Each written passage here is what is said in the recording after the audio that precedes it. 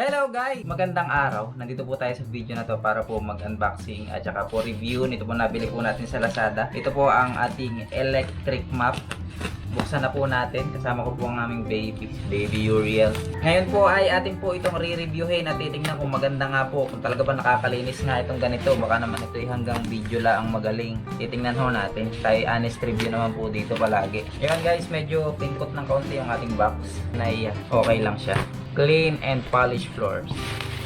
Guys, makabago ka lang dito sa aking channel, please po huwag po kalimutan mag-subscribe at pakiclick ang notification bell para updated po kayo sa na-upload kong videos at mga unboxing at review dito po sa aking YouTube channel. So yun guys, ito na ang kanyang box. Tingnan natin ang laman. Okay, ayan, ito na yung ating Super Made. Pag inopin natin, yan lang po yung mga laman mga kaibigan. Ayan. Tsaka syempre ito yung ating manual. Wala na laman yung ating box. Meron tayo ritong mahabang hawakan na pwede pagdugtungin. At syempre meron tayo ditong 2 pairs ng ating polisher. At itong isa ay pang kuskus. Tingnan natin kung magaling. Talaga nakakakuskus nga yan. So ngayon mga kaibigan ay pagdugtungin muna natin to, assemblein muna natin, no? Guys, paki-like po yung ating video ha. Pakiusap po. Thank you po. Meron din po siya kasamang charger kasi po siya ay rechargeable. So check natin ngayon kung meron po siyang charge. Buuin muna natin itong kanyang hawakan. Buuin muna natin, no? Okay. Saan nakalagay? Ito po ang kanyang manual, ating susundan laang. Kakabit din eh. Pero medyo mabigat para hindi na idinidiin yata. Hindi po ilalagyan din natin para maganda.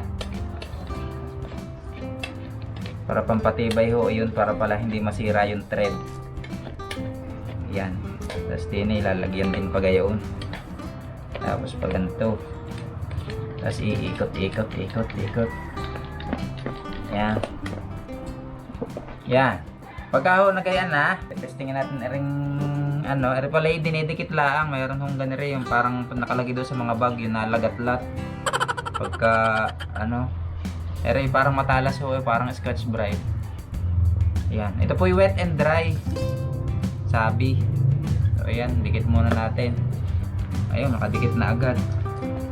Yung gayon na pala. Tapos tingnan natin kung nagana. Pag ina-on ay kaya muna natin nakabaliktad at titingnan kung anong nangyayari. Yan. Yan. Ano bang ginagawa para mag-on? Yan. Pag i-off. Yan. Pag i-off. Ganyan lang, may pindutan ho din sa ilalim. So yun guys, ito pala yung charger niya. Pag i-charge natin. Hindi ko lang alam kung meron siyang indicator. Ito na lang pala indicator natin. Pag full charge na siya. Saksak natin dito. Ito ang saksakan niya to sa side. Ayan. Pag charging siya, kulay red. Pag nag-green yan, di full charge na. So nagka-charge din naman itong nabili natin.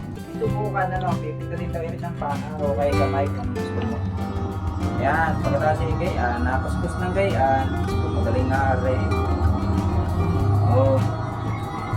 Pwede ko rin basahin, halimbawa meron kayong pang-spray na gayon, hindi yung i-spray muna. So ayun guys, dito tayo sa kusina. Dito kasi medyo madumi yung sahig kasi syempre napapagtuluan po dito. So dito natin siya tetestingin. Ayan, nakita nyo naman yung mga mancha sa sahig na yan. Diyan natin susubukan kung nakakalinis nga yan talaga.